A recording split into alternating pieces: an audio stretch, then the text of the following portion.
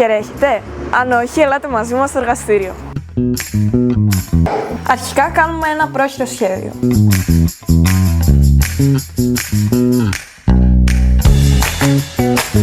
Έπειτα παίρνουμε τις απαραίτητες μετρήσεις, γιατί μπορεί να υπάρξει απόκλιση από αυτό που γράφει στο σελίδα και από αυτό που είναι στην πραγματικότητα. Αφού τελειώσουμε με τα προηγούμενα βήματα, ανοίγουμε τον Shape, πατάμε Create Document, βάζουμε τον τίτλο που θέλουμε και πατάμε Create Public Document. Για να μπορούμε να πληγούμαστε πιο εύκολα στον Shape, μπορούμε να ζουμάρουμε κινώντας τη ροδέλα και να μετακινούμε την εικόνα κρατώντας πατημένη τη ροδέλα. Αυτό είναι ένα προαιρετικό βήμα. Μπορούμε πηγαίνοντας στο Workspace Units να αλλάξουμε τις μονάδες μέτρησης από inches σε εκατοστά.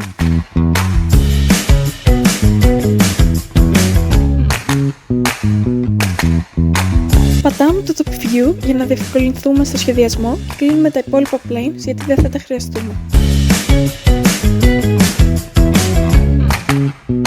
Πατάμε πάνω στο τετράγωνο plane που θέλουμε να σχεδιάσουμε και έπειτα πατάμε Sketch. Αρχικά θέλουμε να σχεδιάσουμε την τρύπα που θα περνάει ο άξονας. Επειδή είναι εξάγωνο, διαλέγουμε το Inscribed Polygon και πατάμε στο κέντρο. Επιλέγουμε πόσες πλευρές θέλουμε να έχει και μετά πατάμε το Dimension και τον εσωτερικό κύκλο του σχήματος για να δώσουμε τις ακριβείς διαστάσεις που επιθυμούμε. Για να διευκολυνθούμε στο σχεδιασμό των ακτινών, μπορούμε να βάλουμε ένα ομόκεντρο πολύγωνο με 7 πλευρές αυτή τη φορά, αλλά θα το κάνουμε λίγο μεγαλύτερο.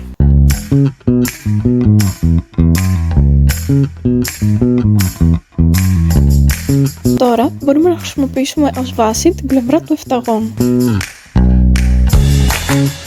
Οπότε επιλέγουμε τη γραμμή και πατάμε πάνω στη μία γωνία της βάσης. Συνεχίζουμε να μετακινούμε την ευθεία έτσι ώστε να γίνει κίτρινη η βάση, που σημαίνει πως η ευθεία είναι κάθετη στη βάση.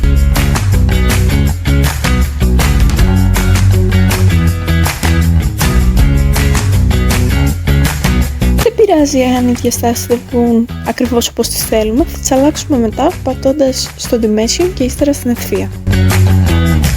Ακολουθούμε την ίδια διαδικασία μέχρι να ολοκληρωθεί η ακτίνα.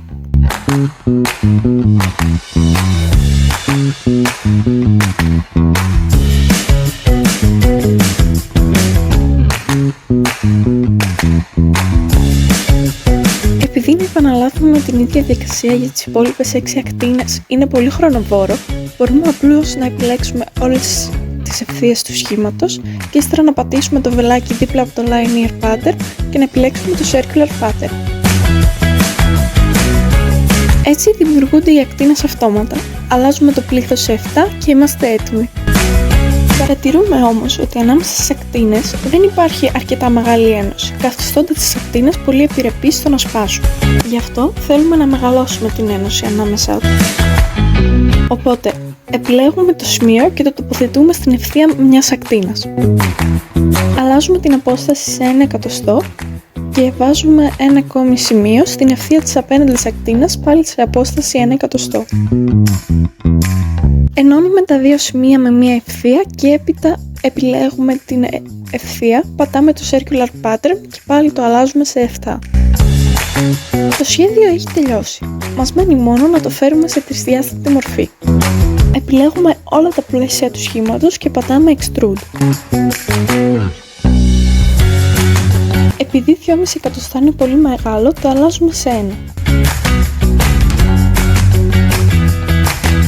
Αφού το Intaker είναι έτοιμο, το κάνουμε export σε αρχείο STL.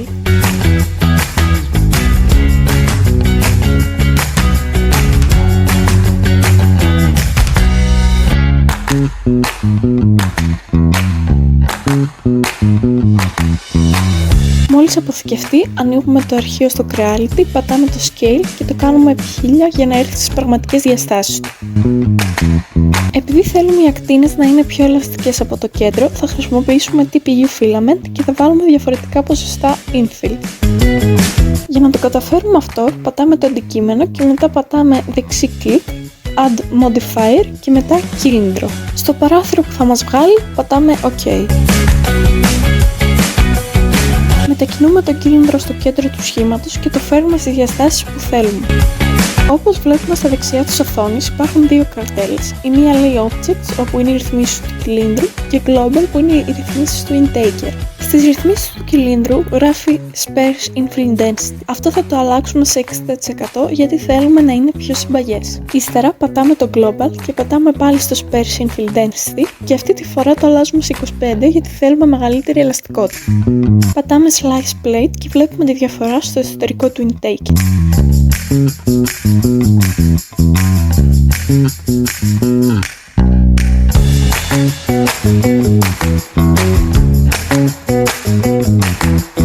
Έπειτα, πάνω αριστερά, αλλάζουμε το filament σε TPU και αλλάζουμε το chamber temperature σε 40 και το nozzle σε 235.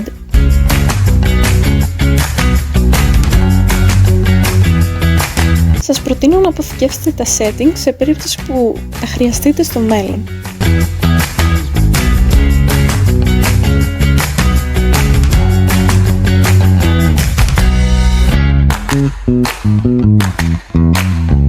Για την καλύτερη ποιότητα της εκτύπωσης, πάμε στην ταχύτητα και κάνουμε τις παρακάτω μετατροπές.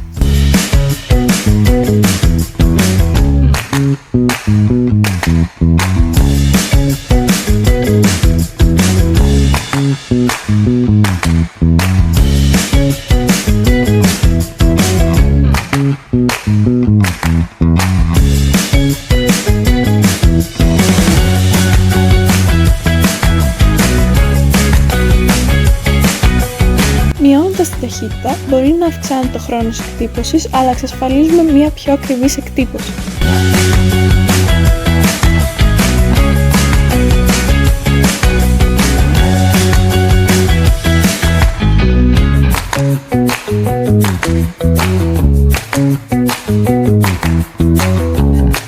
Καλό θα ήταν να αποθηκεύσετε και αυτές τις μετατροπές με τίτλο TPU για να μπορείτε να τρέξετε ανά πάσα στιγμή.